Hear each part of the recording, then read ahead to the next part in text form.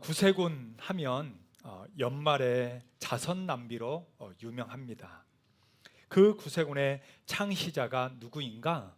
바로 윌리엄 부스입니다. 그리고 그가 혼자 한 게 아니고요, 그의 아내 바로 캐서린 부스와 함께 공동으로 만들게 됩니다. 바로 저 두 사람이죠. 윌리엄 부스와 캐서린 부스입니다. 여러분, 이 캐서린 부스에 대해서 잠깐 얘기하고자 합니다. 여러분, 이 캐서린 부스는요, 윌리엄 부스의 사랑하는 아내이자 옆에서 조언자이자 또 같은 사역자이자 동역의 파트너였습니다. 그러니까 아내 역할만 한 게 아니라 동등한 사역을 함께 했던 여인이 바로 캐서린 부스예요. 어떤 이들은 이렇게 얘기합니다. 윌리엄 부스가 구세군의 행동대장이었다면 캐서린 부스는 구세군의 바로 창안자요, 계획자요, 실제적인 능력이었다, 이렇게 얘기를 합니다. 이처럼 캐서린 부스는요, 정말 이 구세군을 하는 데 있어서의 윌리엄 부스와 모든 걸 함께 했고, 그 사역을 펼쳐나가는 데 있어서 아주 중요한 한 축을 담당했던 당당한 여성이었습니다. 그녀는요, 교양도 참 깊었고 논리적이었으며 문학도 뛰어나서 참 많은 책을 또 남기기도 하였습니다. 그런데 이 캐서린 부스에 대해서 더 알려진 게 있어요. 그게 뭐냐면 바로 자녀 양육입니다. 그녀의 자녀 교육은 어떻게 했는가? 그녀에게는요 8명의 자녀가 있었습니다. 8명.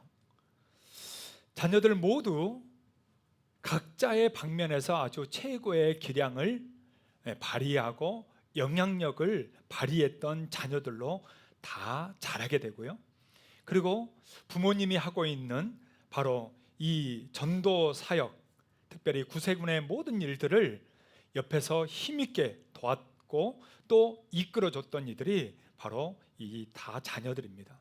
그래서 사람들이 어떻게 이렇게 정말 8명의 이 자녀들이 이렇게 다 잘 기를 수가 있었습니까? 한두 명도 아닌데, 이러면서 사람들이 물었을 때 그녀가요 이런 답변을 합니다.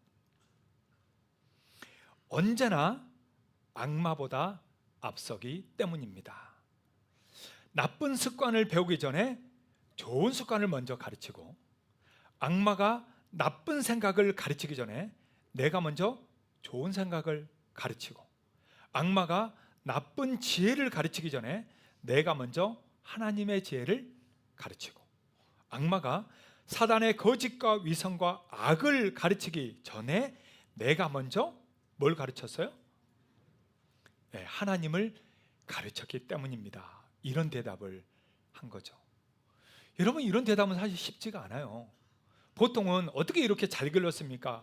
하나님 은혜입니다, 뭐 이렇게 한다든지, 뭐 말씀을 가르쳤습니다, 뭐 이렇게 두리뭉실하게 얘기하는 경우가 많은데, 캐서린 부스는 정확하게 이렇게 했다는 거예요. 자기가 애들이 나쁜 습관, 잘못된 습관이 들기 전에 내가 먼저 좋은 습관을 먼저 그들에게 가르쳤다.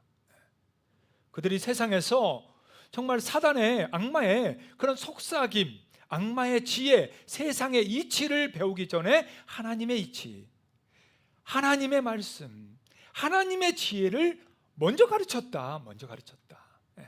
그래서 그들이 빗나가지 않고 오히려 하나님을 기준으로 이렇게 자라갈 수 있었다, 이런 얘기를 한 거예요. 여러분, 캐서린 부스의 말이 맞죠? 우리는 항상 악마와 사탄보다 좀 느립니다. 항상 일이 잘못되면 뒤에 우리는 수습하기 바빠요. 뭔가 사고가 터지고 뭔가 잘못돼버리고 뭔가 결과가 안 좋으면 그때서야 왜 그랬니? 왜 이러니? 어떻게 해야 되니? 아이고 주여. 여러분, 이렇게 할 때가 너무 많다는 거예요. 근데 캐서린 부스는 얘기하는 거예요. 나는 먼저 그것을 가르쳤다. 먼저 예방했다는 거죠. 뭔가 일어날 것 같으면 그거를 먼저 자녀들과 함께 예배하면서 가르치고 신앙으로 양육하고 말씀으로 양육했다라는 것입니다. 그렇습니다. 여러분, 자녀 양육에 있어서, 자녀 교육에 있어서는 1차적인 책임, 1차적인 의무는요, 교회도 아니고 학교도 아닙니다. 부모예요. 자녀들은요, 부모를 보고 배우는 거지 여러분 다른 데서 배우지 않습니다. 그래서 가장 먼저 부모가 자녀에게 신앙과 또 인격과 여러분 하나님의 말씀을 가르쳐야 되는 거예요. 그게 부모에게 하나님이 주신 책임입니다. 왜냐하면 여전히 사단은 그들을 올가매고 훔치려 하고 또한 잘못된 길로 시험하고 유혹하기 때문이죠. 오늘날도 마찬가지입니다. 여러분, 캐서린 부스 때만 그런 게 아니고요, 지금까지 역사 이래 지금도 마찬가지로 사단은 우리 자녀들뿐만 아니라 지금 앉아있는 우리들 모두에게도 여전히 우리를 시험하고 올가매려고 하는 일들을 많이 하고 있다라는 거예요. 그거를 베드로전서에서 이렇게 말씀해요. 베드로전서 5장 8절입니다. 자, 다 같이 한번 읽을까요? 근신하라, 깨어라.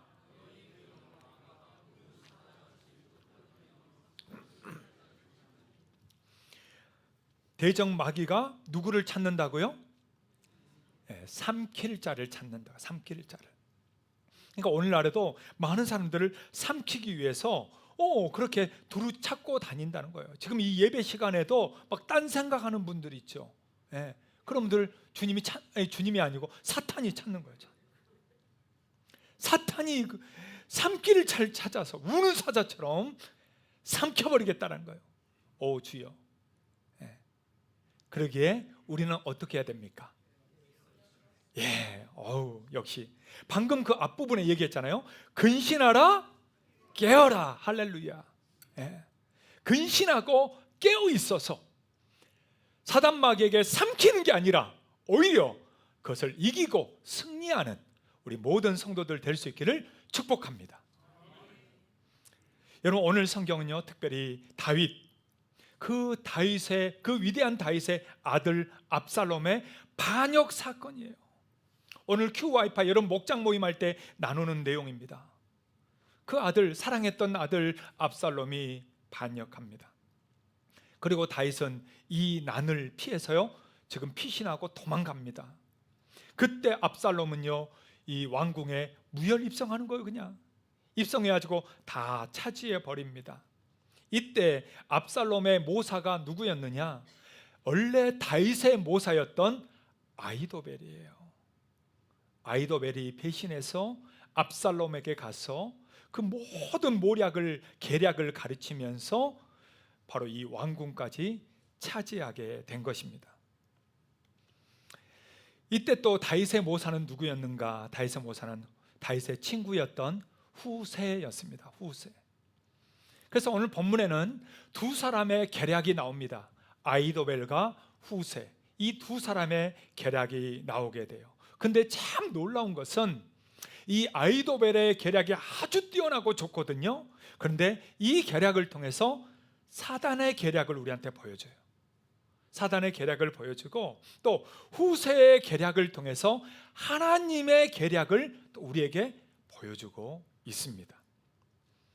그래서 이것은 지금도 하나님을 섬기는 우리들에게 어떤 계략으로 우리가 살아가야 되느냐, 어떠한 계획으로 우리가 살아가야 되느냐는 것을 우리에게 보여주고 있고, 특별히 아히도벨의 계략을 통해서 우리에게 다가올 계략이 어떤 것인가를 또 보여주고 있는 것입니다. 그러니까 오늘 이 말씀을 통해 우리가 사단의 전략도 좀 파헤치고 또 하나님의 계획도 우리가 좀 깨닫고 해서 정말 이 세상에서 우리가 시험 들고 그냥 거기서 멸망하는 존재가 아니라 하나님의 그 승리가 우리 모두의 승리가 되어지는 그러한 삶을 살아갈 수 있기를 주의 이름으로 축복합니다.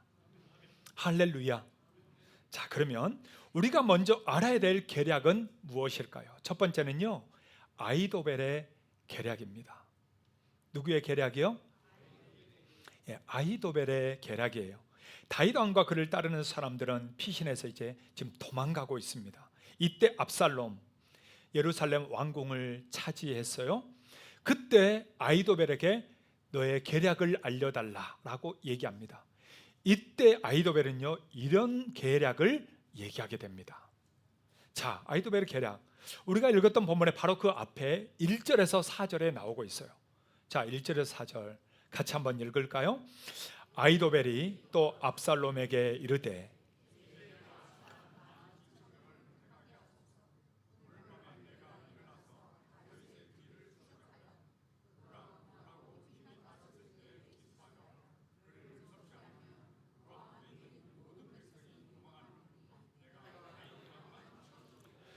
모든 백성이 당신께 돌아오게 하리니 모든 사람이 돌아오기는 왕이 찾는 이 사람에게 달렸습니다.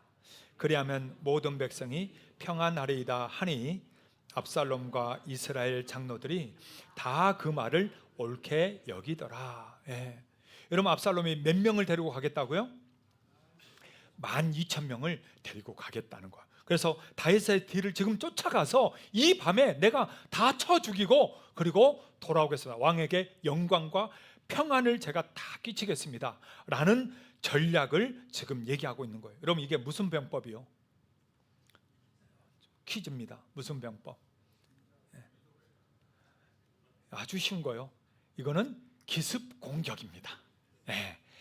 일명 게릴라 작전. 게릴라 작전. 아마 군대 갔다 오신 분들은 많이 해봤을 거예요. 여러분, 게릴라 작전이고 이건 기습 공격이에요. 지금 힘이 없을 때, 지금 도망가고 있을 때, 이때 가서 치자. 내가 치겠다. 데려가서 한 방에, 뭐 두 번도 아니다, 한 방에 치고 돌아올 것이다. 여러분, 너무 좋은 전략이죠. 너무 좋은 전략입니다.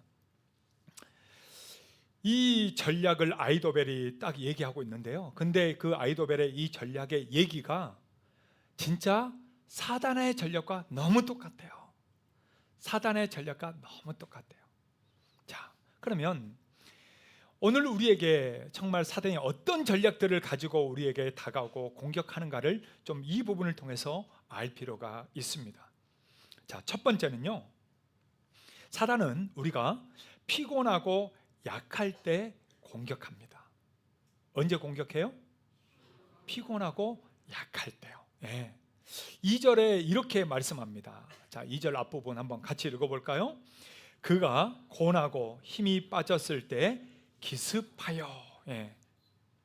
여러분, 사단은요, 우리가 신앙의 막 최전선 은혜 받았을 때 공격할 것 같지만 그렇게 무모하거나 어리석지 않아요.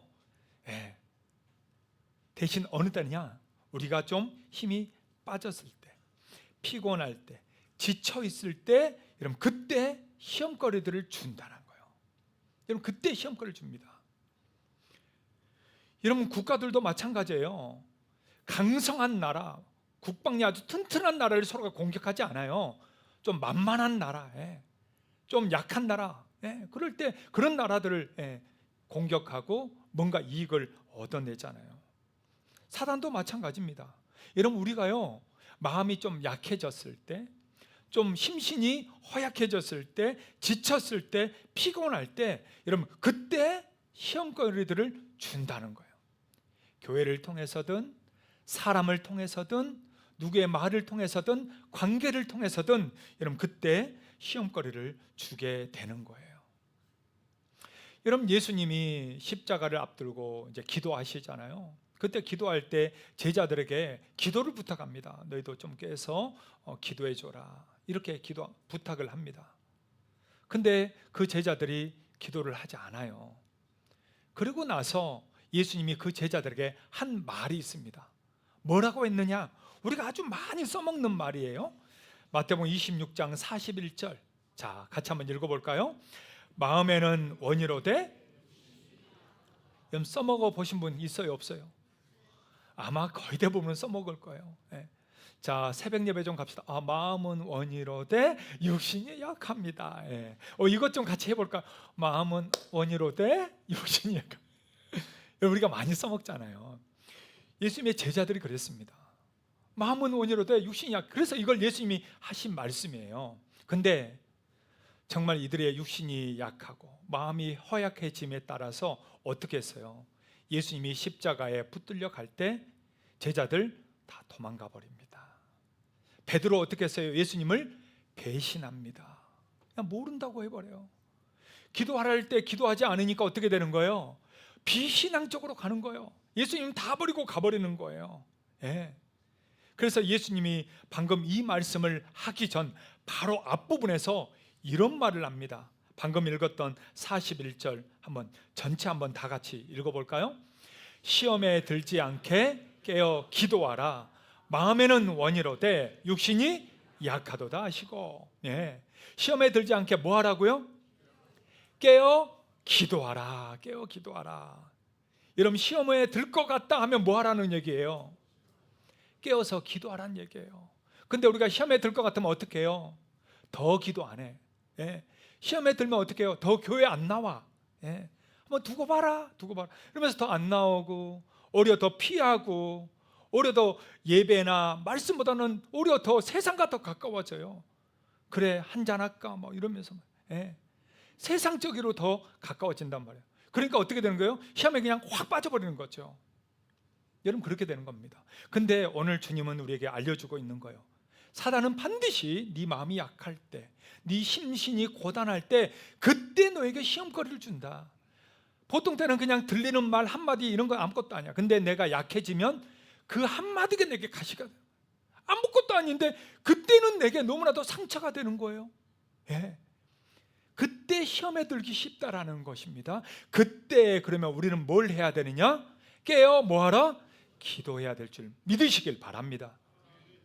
여러분, 그때 기도해야 돼요. 아, 내가 시험에 들 것 같다. 혹시 지금 우리 중에서도 내가 조금 뭔가 마음이 좀 싱숭생숭하다, 좀 교회에 싫어진다, 뭐 이런 것들이 있을 때, 그때 여러분 깨어서 기도하십시오. 기도할 때 하나님은 만나 주실 것이고, 기도할 때 하나님은 그 마음을 이끌어 주실 것이고, 위로해 주실 것이고, 치유해 주실 줄 믿으시길 바랍니다. 오늘 저와 여러분들, 또 혹시 가족들, 친척들, 아는 분들 시험에 드는 이들 있다면 여러분 깨어서 기도해 주시고, 그 사람 역시도 깨어서 기도해서 시험을 오히려 이길 수 있는 그런 모든 믿음의 가족들 되시길 주의 이름으로 축복합니다. 우리 앞뒤 자로 한번 이렇게 서로 축복해 줄까요? 한번 이렇게 한번 물어봅시다. 피곤하고 힘드세요? 하고 한번 물어보세요. 네. 피곤하고 힘드세요? 또 이렇게 물어보세요. 혹시 시험에 들 것 같으세요? 하고 한번 물어보세요. 네. 빨리 물어봐. 2층도 물어봐. 네. 그래서 이렇게 대답해 주세요. 깨어 기도합시다. 한번 해줄까요? 여러분, 아멘입니까? 네. 여러분, 조금이라도 마음이 힘들고 시험에 들 것 같다 그러면 뭐 하라고요? 여러분, 다 약속합시다. 시험에 들지 말고 우리는 깨어서 기도해서 이길 수 있기를 주의 이름으로 축복합니다. 네. 두 번째, 사단은요 우리를 두렵게 합니다. 우리를 어떻게 해요? 두렵게 합니다. 2절 중반에 보니까 이렇게 말씀해요. 자, 같이 읽을까요? 그를 무섭게 하면이라고 얘기합니다. 그를 무섭게 하면. 여러분, 사단은요 우리를 해할 수 있는 권세는 없어요. 왜? 우리는 하나님의 자녀이기 때문에 그들이 우리를 건드릴 수는 없어요. 그런데요, 그들이 할 수 있는 게 있습니다. 그게 뭐냐? 그것은 우리를 무섭게 하는 거예요. 두려워하게 만드는 거예요. 근심 걱정하게 만드는 거예요. 염려에 빠져들게 하는 거예요. 그러면서 신앙의 이 힘을 발휘하지 못하게, 나약하게, 그냥 넘어져 버리게 유혹하는 일들을 할 수가 있는 겁니다. 그래서 사단은요 될 수 있는 대로 우리로 하여금 지금의 이 환경, 지금의 상황을 자꾸 얽매이게 만듭니다. 자꾸 이 현실이 어렵고 힘든 것만 생각하게 만드는 거예요. 이래서 안 되면 어떡하지? 이러다 아프면 어떡하지? 이러다 죽으면 어떡하지? 이러다 망하면 어떡하지? 자꾸 이 현실에 얽매이게 해서 우리로 하여금 근심 걱정하게 만든다는 거예요. 근심 걱정하게 만든다. 여러분, 바로 그렇게 해서 물에 빠졌던 사람이 바로 베드로예요. 여러분, 베드로 한번 볼까요? 마태복음 14장 28절에서 31절입니다. 자, 같이 한번 읽읍시다. 베드로가 대답하여 이르되 주여, 만일 주님이시거든 나를 명하사 물 위로 오라 하소서 하니, 오라 하시니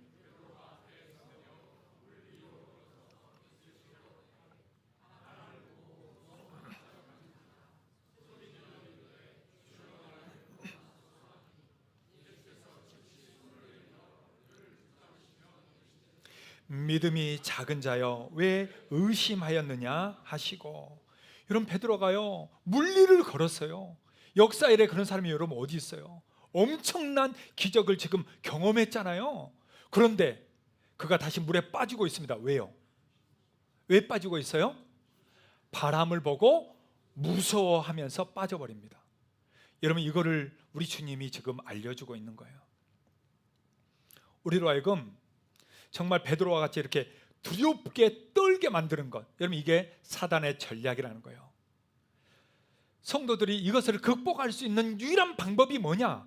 그것은 베드로가 처음 주님을 바라보고 걸어갔을 때, 그때 베드로는 물리를 당당하게 걸었습니다.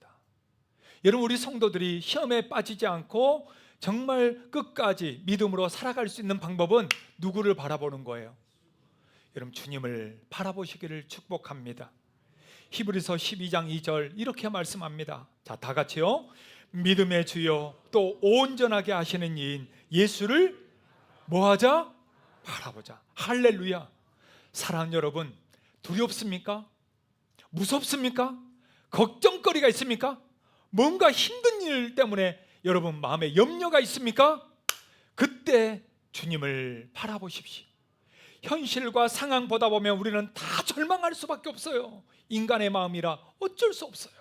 그러나 그때 여러분 우리의 마음을 다시 들고 우리의 고개를 들어 믿음의 주요 또 온전케 하시는 일인 예수를 바라볼 수 있기를 주의 이름으로 축복합니다.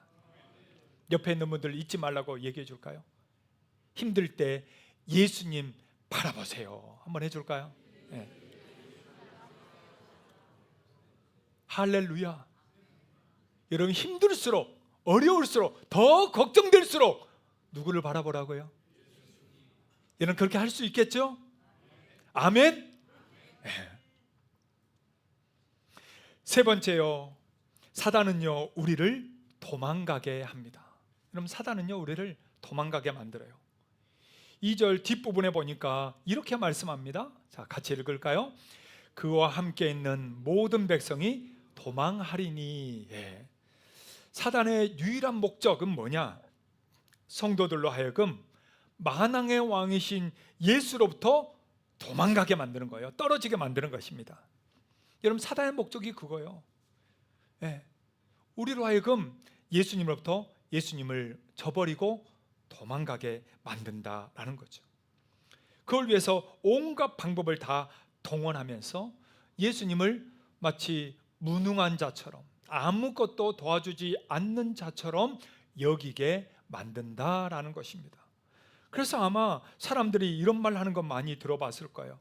아우, 교회 다녀봤자 아무 소용없네. 아니, 예수님 믿어봤자 아무 필요 없네. 여러분, 이런 얘기 들어봤어요? 못 들어봤어요? 아마 들어봤을 거예요. 아우, 교회 다녀봤자 필요 없어. 여러분, 이런 식으로 예수님을 취급해버리고 아예 멀리 도망가 버리는 거예요. 그런 사람들을 만든다는 거죠. 누가? 사탄이 만든다라는 것입니다.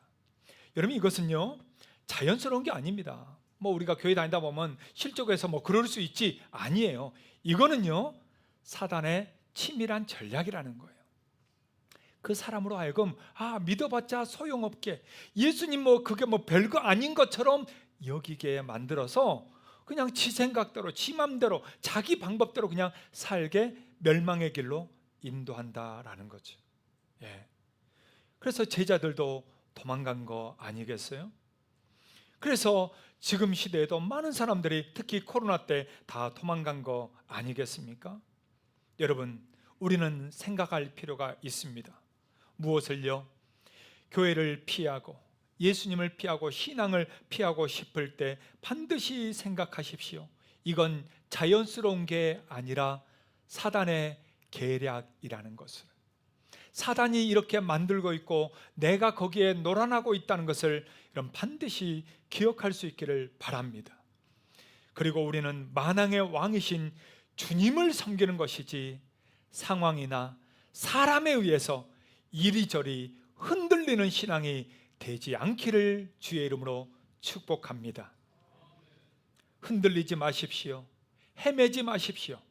주님을 떠나지 마십시오. 주님은 여전히 우리를 사랑하시며 영원히 우리와 함께 계실 줄 믿으시기를 바랍니다. 그 주님, 나를 위해 십자가를 지시고 죽기까지 나를 사랑하셨습니다. 죽기까지 사랑하신 분이 뭐를 아까워하겠습니까? 오늘 예수님 붙드십시오. 나를 위해 십자가를 지신 그 주님 앞에 나아가십시오.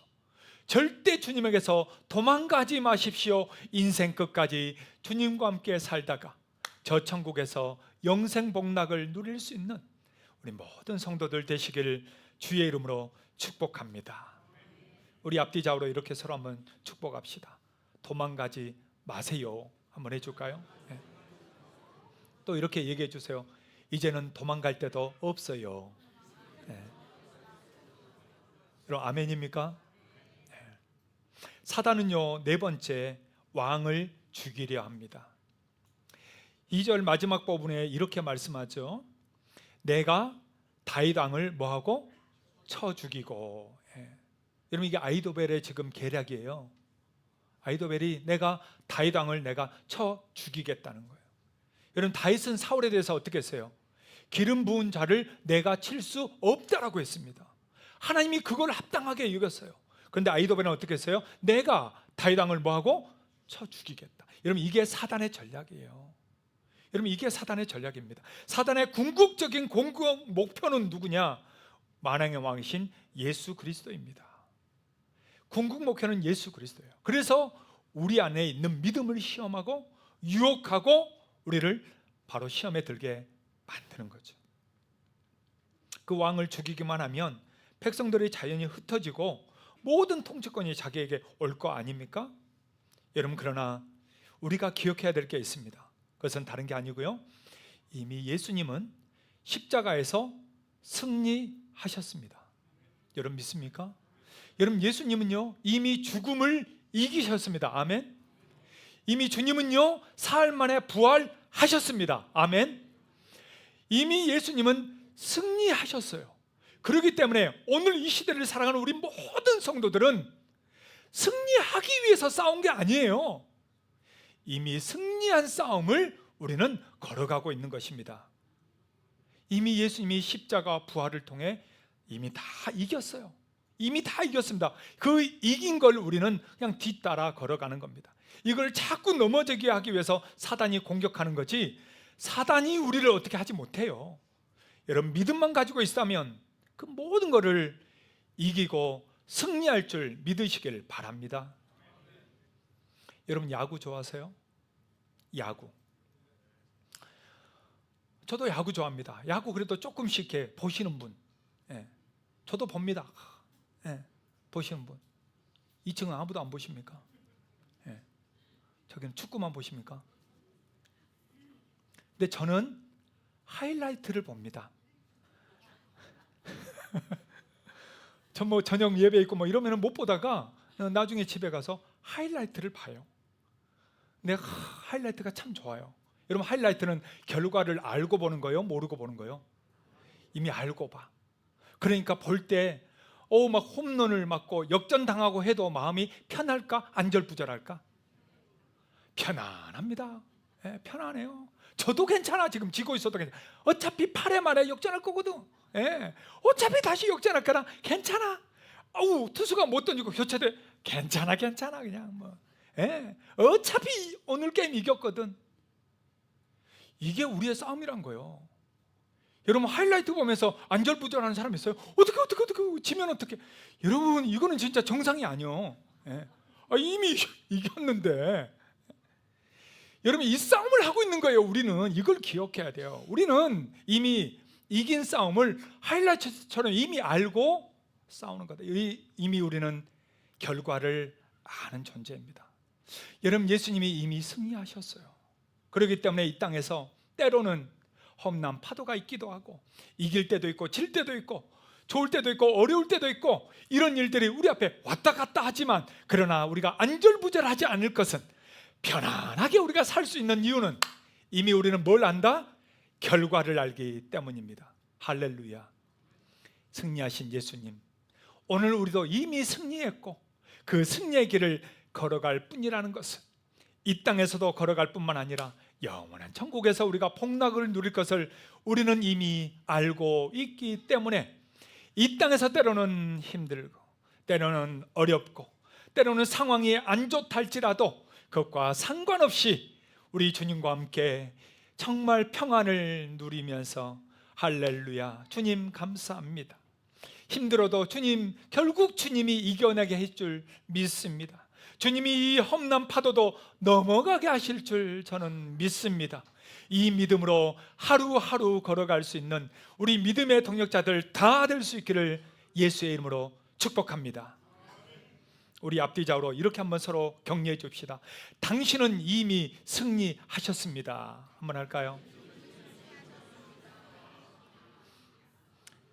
이번엔 두 번째로 우리가 알아야 될 계략이 있습니다. 두 번째는요, 후세의 계략입니다. 후세의 계략은요, 아히도벨의 계략과 완전 정반대입니다. 후세의 계략은 뭐냐? 첫 번째는요, 사람을 살리는 계략입니다. 후세의 계략은 뭐라고요? 예, 여러분 지금 아히도벨은 죽이자 했잖아요. 죽이자. 여러분 후세는요, 살리자입니다. 우리가 읽었던 8절 말씀이에요. 8절 말씀에 이렇게 말씀합니다. 자, 같이 읽을까요? 또 후세가 말하되 왕도 아시거니와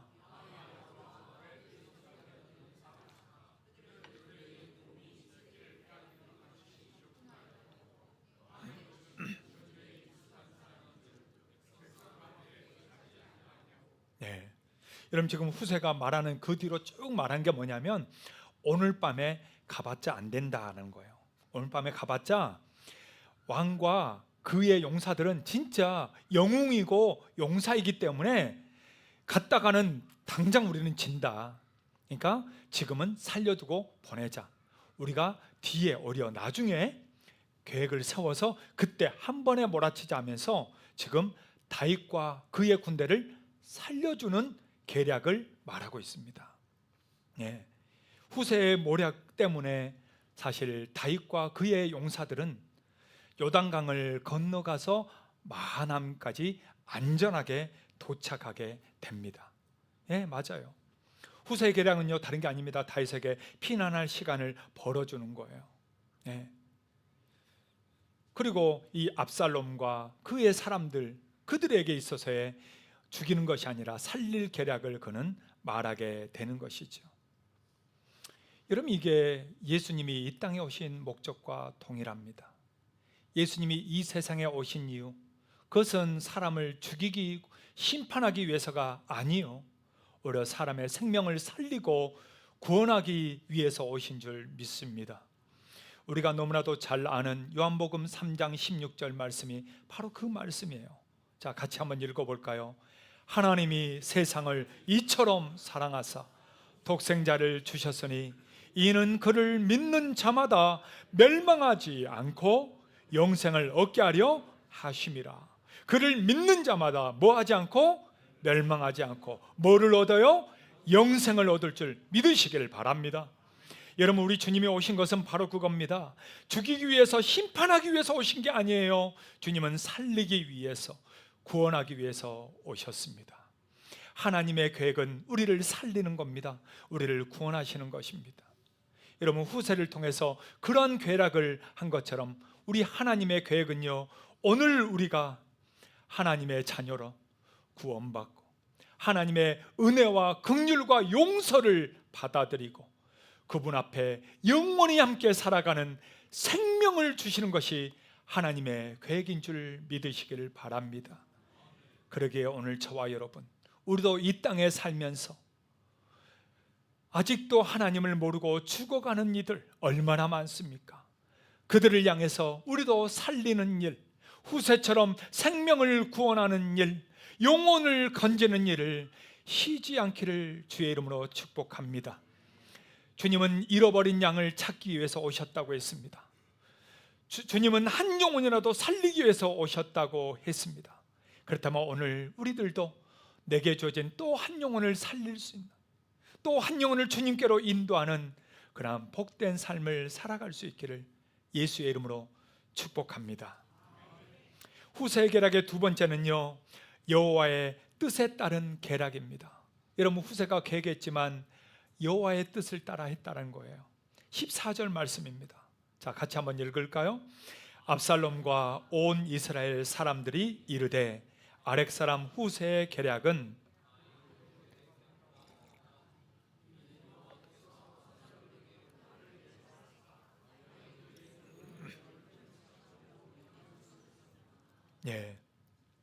자, 후세가 계략을 얘기하긴 했는데 이 계략을 누가 줬다는 거예요? 여호와께서 줬다는 거예요. 여호와께서 줬다는 말입니다. 결국 이 후세가 꾸몄지만, 만들었지만, 그러나 그 계략의 뒤에서 그를 조정하고 이끄신 분은 누구시다? 여호와 우리 하나님이시다라는 거예요. 사랑하는 여러분, 우리가 아무리 구상하고 우리가 아무리 지혜를 만들어낸다 할지라도, 그러나 그 모든 것은 그럼 누구에게 달려있는 거예요? 우리 하나님께 달려있는 줄 여러분 믿으시길 바랍니다. 나의 계획, 나의 지혜보다도 하나님께 달려있다는 거예요. 잠언서 16장이 바로 그렇게 얘기합니다. 16장 1절 9절 같이 한번 읽을까요? 마음의 경영은 사람에게 있어도 말의 응답은 여호와께로부터 나오느니라. 사람이 마음으로 자기의 길을 계획할지라도 그의 걸음을 인도하시는 이는 누구시라고요? 여호와이십니다. 여러분 믿습니까? 오늘 우리의 생각, 우리의 지혜를 따르지 마십시오. 그 모든 것에 응답하시고 인도하시는 하나님을 의지하시기를 바랍니다. 하나님은 사람을 살리실 뿐만 아니라 그 발걸음을 의의 길로 인도하시는 분이십니다. 우리의 삶이 하나님의 계획 안에 있습니다. 내가 아무리 뛰어나도 여러분 그걸로 이루어지는 게 아니에요. 하나님 앞에 맡기십시오. 하나님께 지혜를 구하십시오.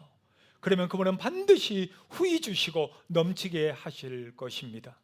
오늘 우리 인생길에 막힌 길이 있습니까? 여러분 가정에 어려움이 있습니까? 힘든 여정을 혹시 걷고 있습니까? 사람의 잔꾀를 내기보다, 다른 사람들에게 의존하기보다, 다시 그 환경을 보기보다 우리 주님을 바라보고 하나님을 의지하고 하나님의 뜻을 붙들고 걸어갈 때 반드시 하나님이 도우실 것이고 우리의 발걸음을 평안하게 하실 것이고 승리하도록 인도해 주실 줄 믿습니다. 여러분 그 길을 함께 걸어갑시다. 믿음의 길, 신앙의 길, 승리의 길이 오늘 우리 모두의 길이 될 수 있길 예수의 이름으로 축복합니다. 우리 다 같이 그 자리에 일어나셔서 이 찬양으로 함께 고백합시다. 아무것도 두려워하지 말라.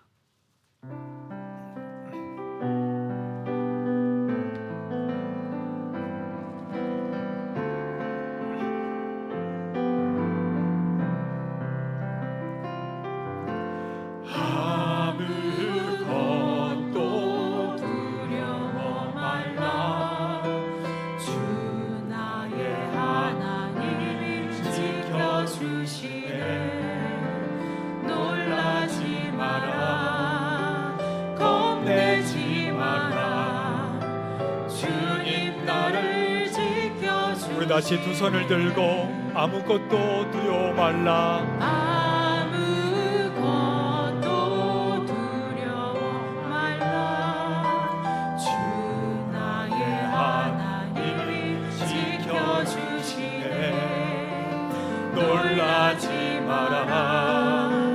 겁내지 마라. 주님 나를 지켜주시네. 내 맘이 힘에 겨워, 내 맘이 힘에 겨워 지칠지라도 주님 나를 지켜주시네. 세상의 험한 풍과 몰아칠 때도 주님 나를 지켜주시네. 주님은 나의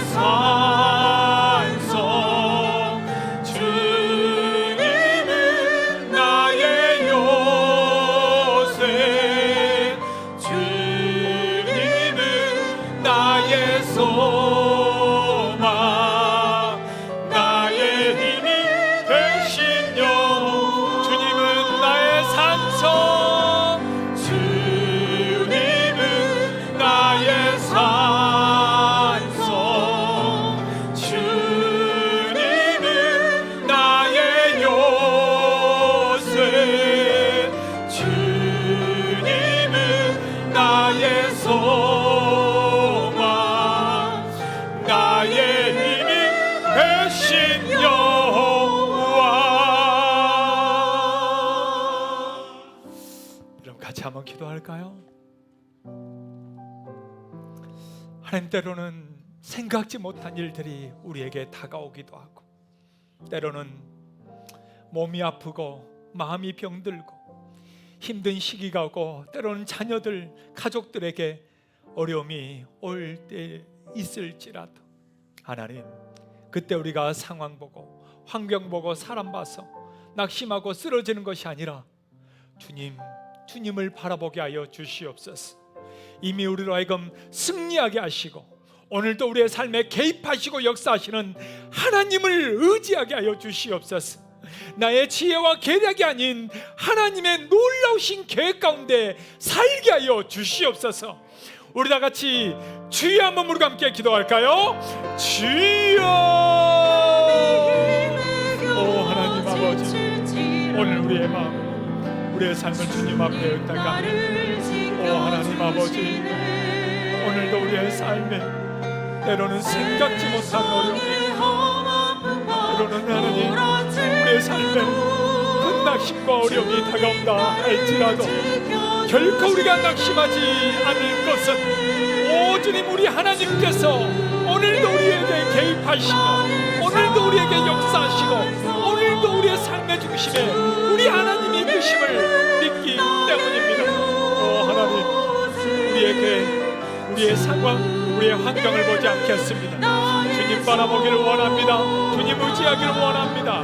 주님을 의지하고 주님을 따라가고 주님과 함께 나아가는 모든 우리가 되게 하여 주시고, 결국 우리 주님의 승리가 우리의 승리가 되게 하시고 우리의 삶이 되게 하시고, 예수 그리스도의 그 크신 은혜와 사랑이 우리의 삶에서 펼쳐갈 수 있게 주여 역사하여 주시옵소서.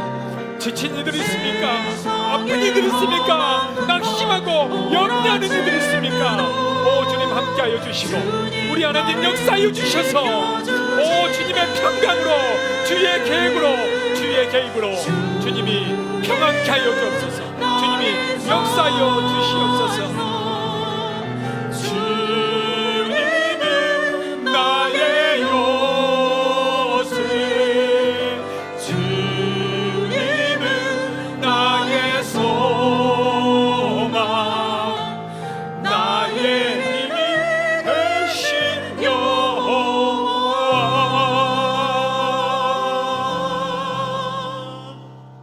살아계신 하나님 아버지, 오늘 우리의 삶에 생각지 못한 아픔, 고통, 슬픔, 어려움이 있다고 할지라도 거기에 우리가 완전히 매료되어 낙심하는 것이 아니라 다시 우리 눈을 들어 주님을 바라보게 하여 주시옵소서. 우리의 힘과 능력이 되시고 우리의 삶에 개입하시는 하나님을 의지하게 하여 주시옵소서. 우리의 지혜와 우리의 계획이 아닌 하나님의 계획과 하나님의 뜻을 따라가서 우리 예수의 승리가, 우리 모두의 승리가 되게 하여 주시옵소서.